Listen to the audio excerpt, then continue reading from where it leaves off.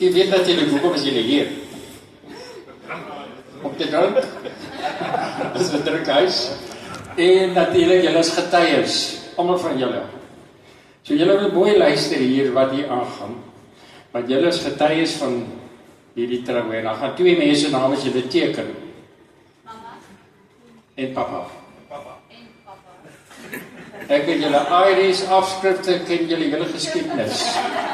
Hulle smokkel goed so onderlangs deur.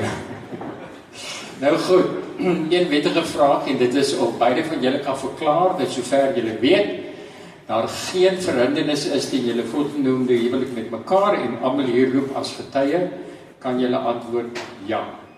Ja. Wat sê julle? Nou wacht af, nou voor ons verder gaan, moet ek daar net vra of daar enige iemand is wat 'n beswaar het teen hierdie troue.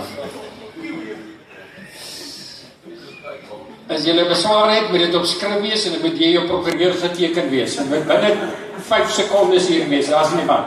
Gaaf, kom ons gaan nou. Wil julle iets mooi vir mekaar sê?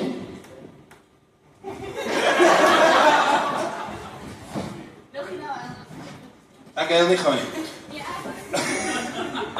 Wel, dis ek weet nie ek weet nie of hulle die geheim kon hou nie.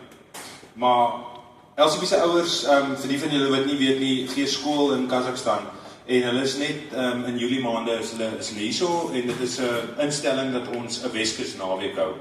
En ons het al lekker tye gehad en verlede jaar met ons Weskus naweek het ek hulle op 'n bank neergesit en ek het vir hulle gevra of hulle enige probleem daarmee het as ek jou eendag sal vra om te trou of my intensie is om wel met jou te trou. En ek dink nie jy weet dit nie. So ek wil net ek beplan nog wel lank in hierdie